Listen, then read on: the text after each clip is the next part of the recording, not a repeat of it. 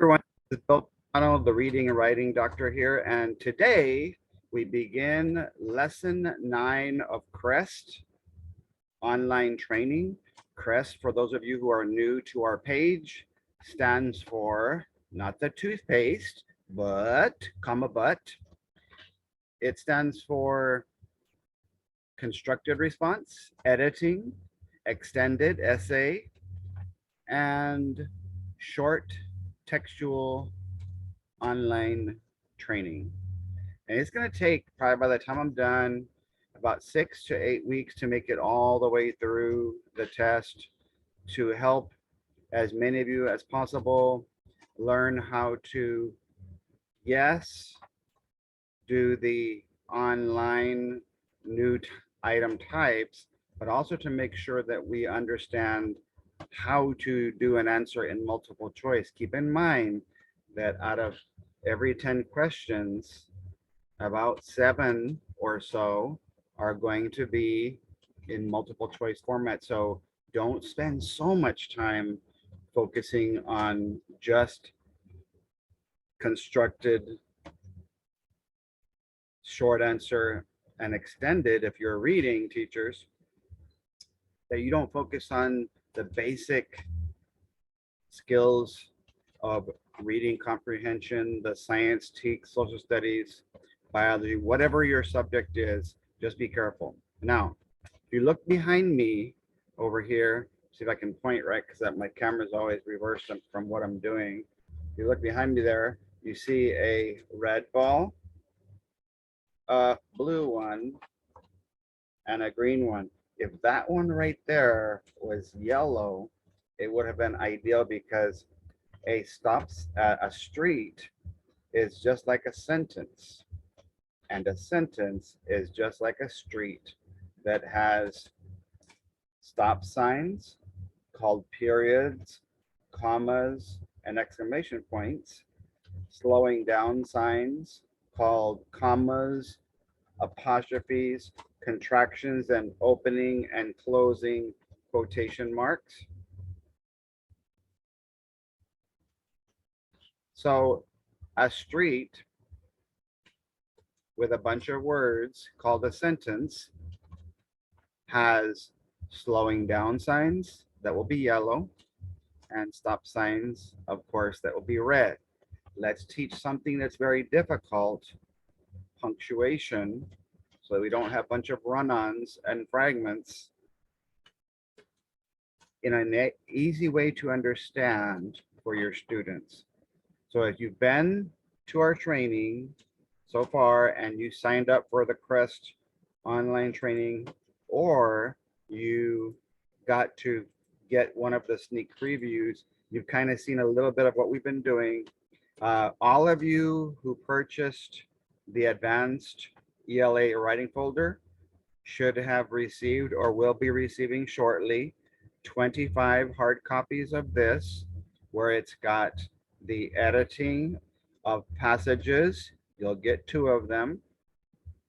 They have to do with cups with 2 S's, and a third S that we talked about called superhero spacing and size, and the penmanship rules. If you're doing paper, then we do Iron Man print where no letters touch, or Aquaman cursive where letters touch. So the ones that I've circled, level 1, letter level, first week of school.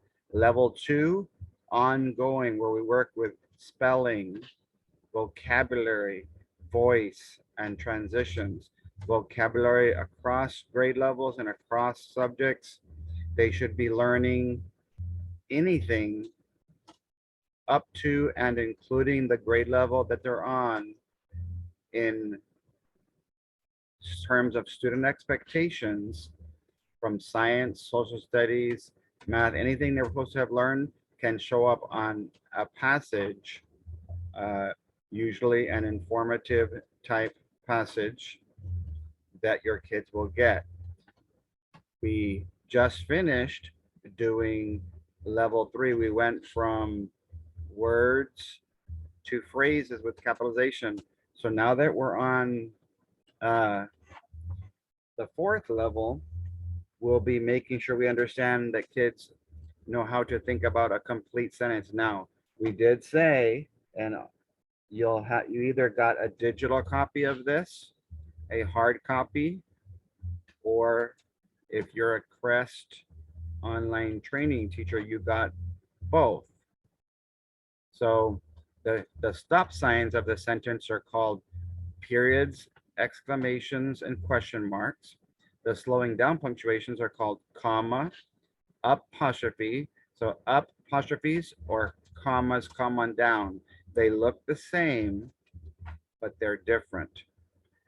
Upper grades, colon, semicolon, slowing down because we have an independent clause followed by a colon with usually a list, or a semicolon with another independent clause that relates to whatever was said first. Then we have our dialogue where there's a said word, a tag with the person, whoever the person is, or their pronoun, and then the different of what we call the 5 cuz of dialogue.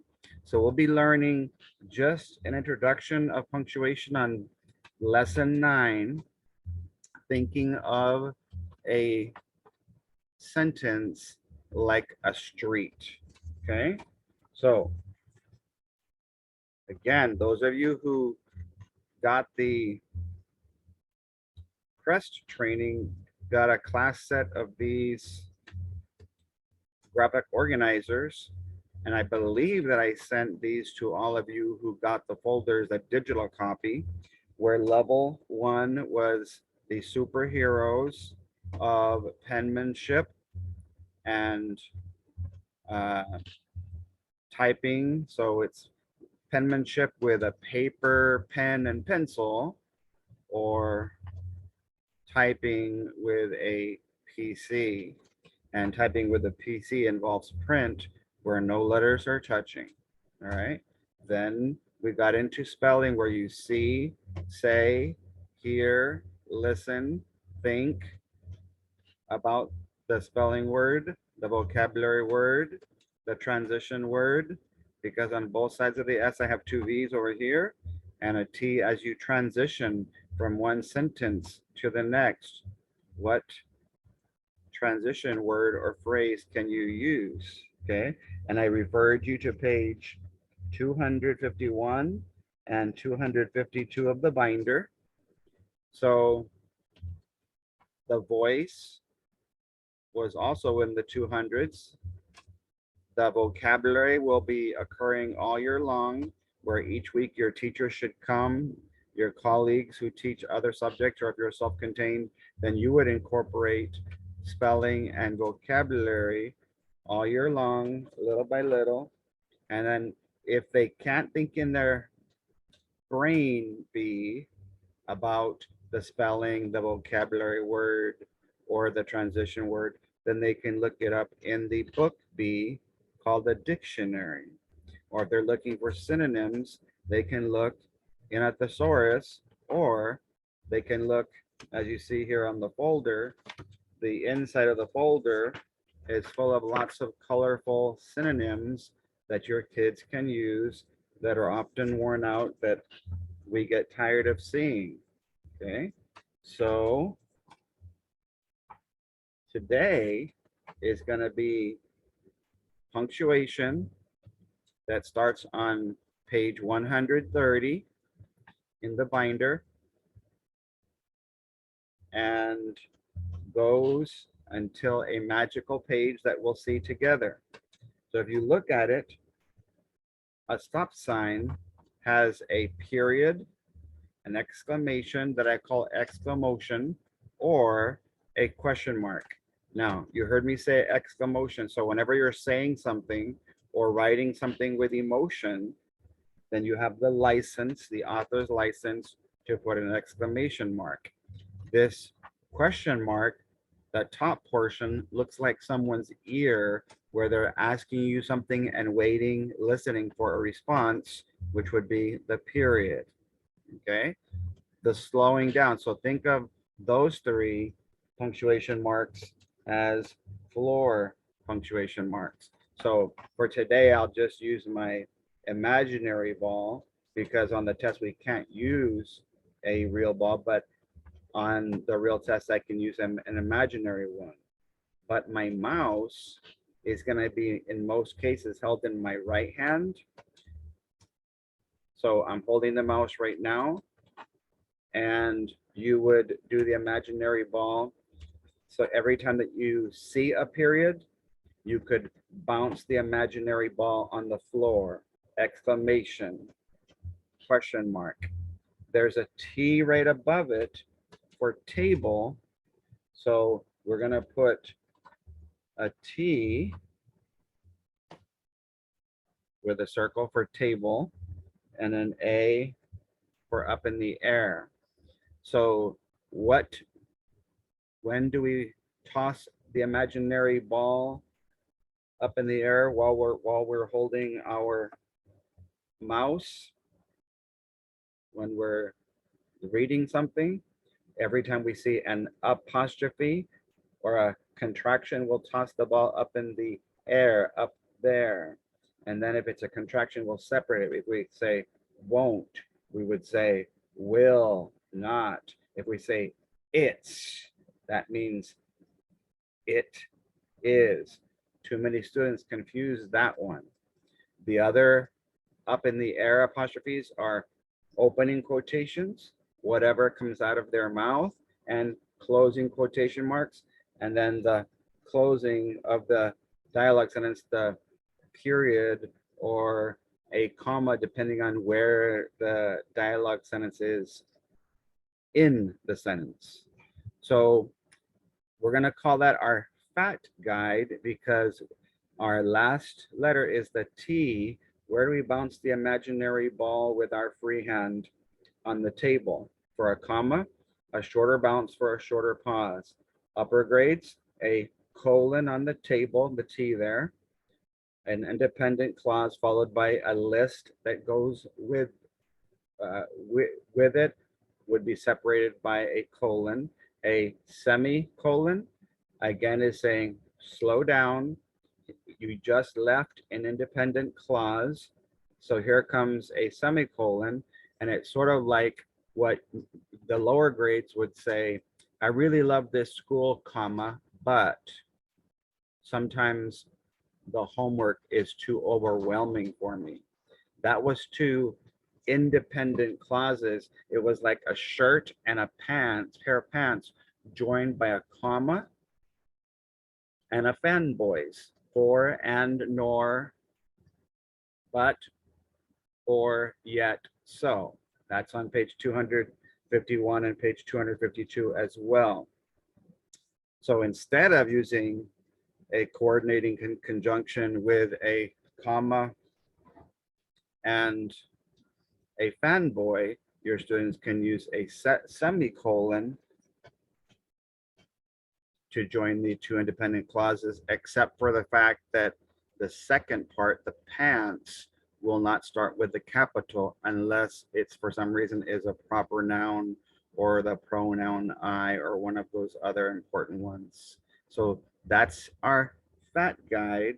So as you see, it kind of corresponds directly with the advanced writing folder, which every single student is going to get in reading 2 passages of editing, 2 passages of revising.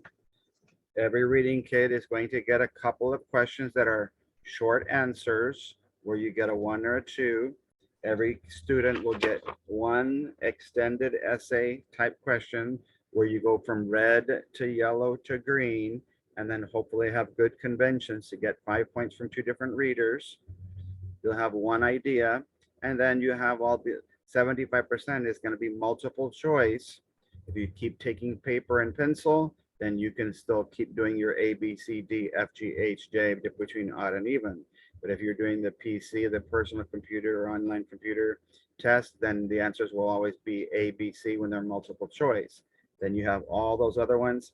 For you reading teachers, all of those that are above that red line are reading specific constructed responses. If it's below the line, it could be a math, social studies, science question as well. But all the ones that I saw for reading, from my understanding, and I can adjust this once I look more, because I think there's a couple of reading related ones now where they added some of these, but for sure, all of these above the red line can be a reading constructed response, where the kids will either get 1 for all of the credit if it's only got 1 question, or they'll get 2 points if it's 2 or 3 or 4 responses. They would get all of the credit for a completely correct response, or they might get partial credit depending on the graders, how they determine the value of the question, is what I was told. Okay, so let's take a look. I'm going to come back out and I'm going to share with you another thing that all of you received who got in the CREST training, and all of you that received the binder. This is in the binder. It's page 2 of the traffic light for extended essay, and with the FAT guide. So everything that I said about the yellow, bouncing the ball on the table for commas, colons, and semicolons, up in the air for apostrophes, contractions, and opening and closing quotation marks, or on the floor for periods, exclamations, and question marks. And why are they red and yellow? Red to stop the sentence, and yellow to slow it down. And so just as a reminder, if it's on page 2 of this document, when we're trying to, in reading, learn how to get all the way to A3 with development and organization, we just have to do this first, second, and third step of the traffic light. If we're trying to get a 4 or a 5, we have to make sure that the editing portion of it, so we go past the traffic light and to try to get to 4 land and 5 land. And if 2 different people give you a 5, then you get a 10. So you might get anywhere between a high 5 if they give you a 3 and a 2, or a 2 and a 3, to a high 10 where both readers give you a 10. And if, to be very honest with you, if getting a 10 is going to be as hard as getting 2 4s was on expository and persuasive, it's possible that only 1 to 2% of the students in Texas will be able to get the entire 10 points. It's just really hard to do everything that's being asked, answering the question, giving evidence, developing, explaining the evidence, tying it all together, and then having decent conventions as you bring closure. Okay, so that is in your binder. I'll let you know the page number for those of you who just got the folder, so because I gave you a digital copy of the binder. And then the last thing I want to show you today is, if you go in your binder to page 130, this is going to be your challenge for today. I want you to notice that I turned the pages horizontal. I turned them 90 degrees to the right. So when you see your page 130, it's not going to look like this. I just turned it so that would be easy for you to see it, which means here, I'm going to do some annotating, that here's a sentence that starts with a capital, has a bunch of words, and then you'll have a period with a stop sign. So I would want you to draw 1 or more of these, the arrow meaning that the punctuation mark comes after all of the words, all of the cars on the street that came right before it. Okay, the next one, page 131 in the binder. Have your kids with the red crayon, colored pencil, or marker get a sheet of paper that's blank and write a question mark, draw a question mark there, write the word question mark, then have the arrow there, actually have a line so they can remember, think about the line being the street itself and all the words on the street. So whether if you're writing in paper, pen, or pencil, we can't have floating roller coaster letters because that's not how cars work. And on the portion that's open-ended, that so there'll sometimes be a line for short answer, and I've noticed that in some programs there's not a line, but they will be in a straight line. So as we move along, another one that you'll have your kids draw is the exclamation, also known as exclamation, where whatever I said on the street, the sentence before this was said with emotion. Then you could learn how to slow down with a comma. And in my next video, we'll go over pretty much a summary of all of the punctuation rules that might take you an entire 6 weeks or an entire semester to go over, depending on the grade level or the ability level of your students. If you teach 3rd grade and higher, you've got to figure out a timeline that gets you through spelling all year long,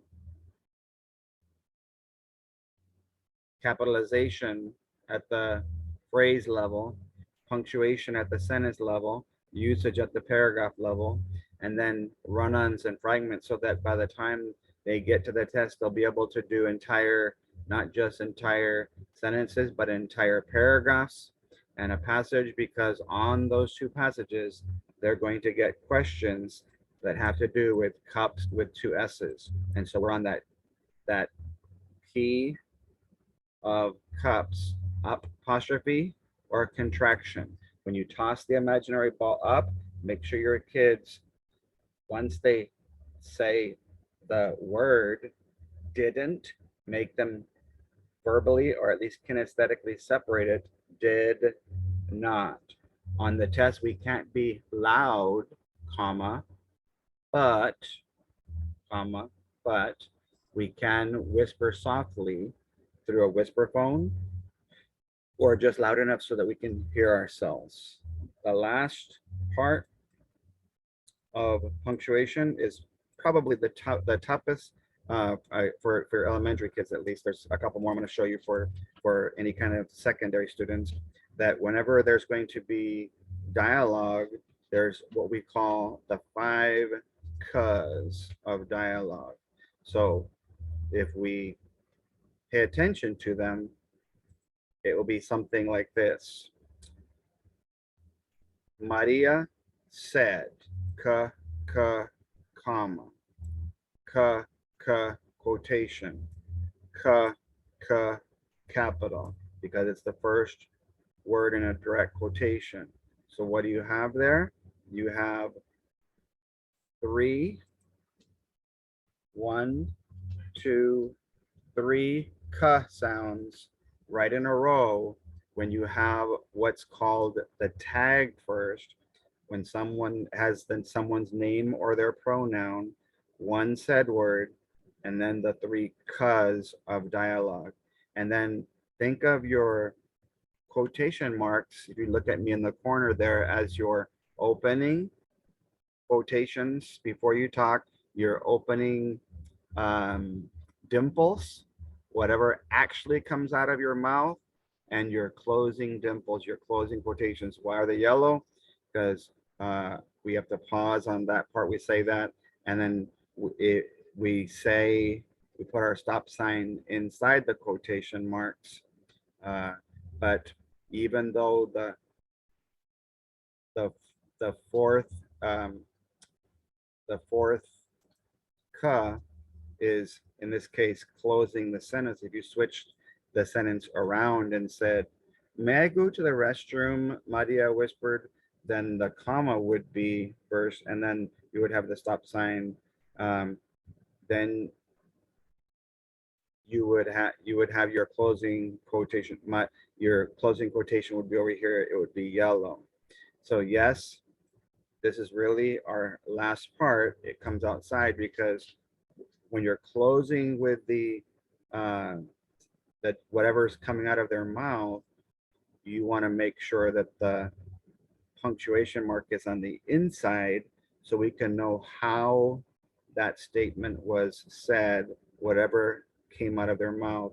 So the fourth and fifth punctuation marks are k, k, closing, close the street with a stop sign, and then k, k, quotation. So what I'm saying is when you have dialogue, there's 5 k's, and it just depends on where the dialogue is in the sentence where the 5 k's will come from. That's just a way to teach it. If you teach secondary, we've got to make sure that you add these to your little anchor charts as well.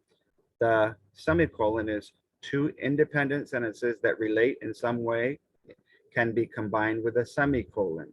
This can be an alternative to using a comma and a fanboy for the same purpose. So the same thing that the students in elementary and secondary are doing with 2 independent clauses, the shirt and the pants, with just a comma and a fanboy. Secondary can do with, I'm for sure it's 6th grade and higher, perhaps 5th grade might have to learn semicolons and colons as well. I'm just gonna have to look it up in the student expectations to see if you were watching this. You can let me know what you find out. Colons are used in sentences to introduce something that follows, like a quotation, example, or a list. They can also use to separate hours from minutes in time, verses from their chapters, ratios and proportions, etc. It means a small piece of a whole. All right. Something that I would recommend to make punctuation verbal, visual, auditory, and kinesthetic are the activities that immediately follow those punctuation marks.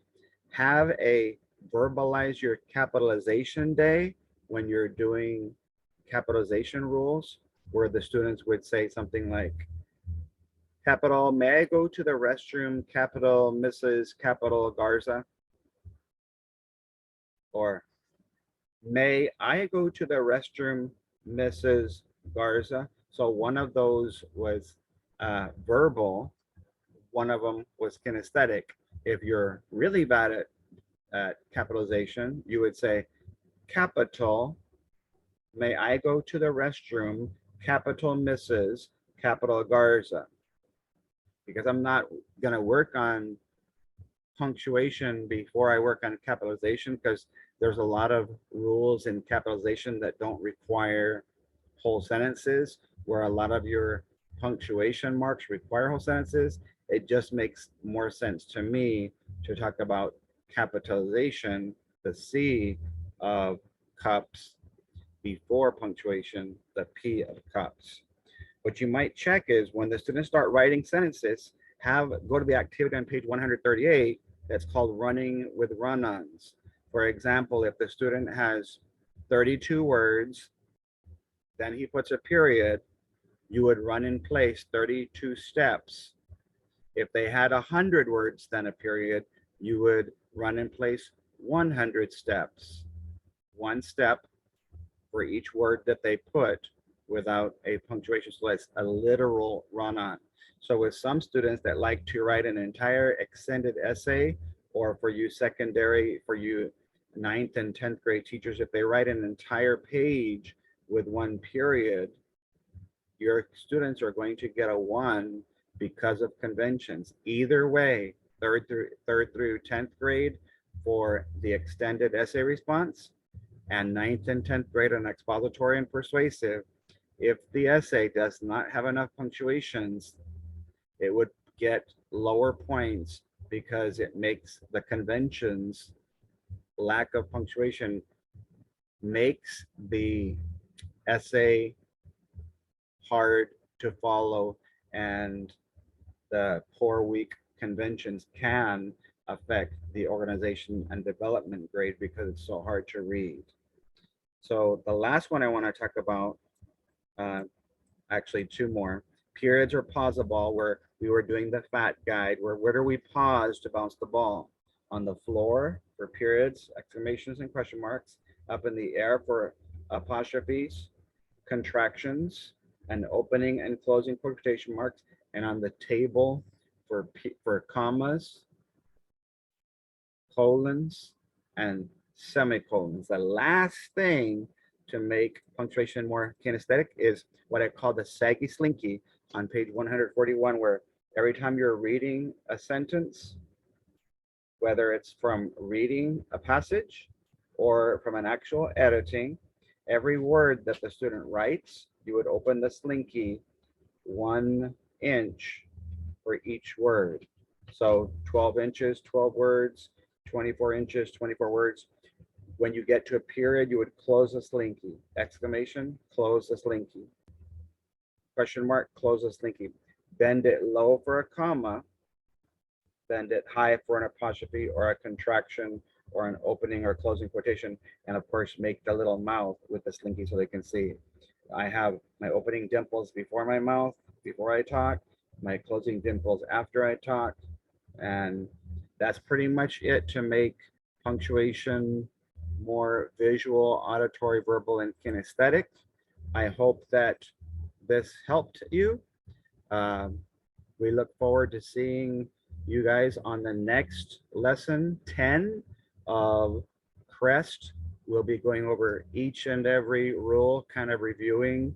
I'm going to make a recommendation on the order that you might teach them from least to most difficult.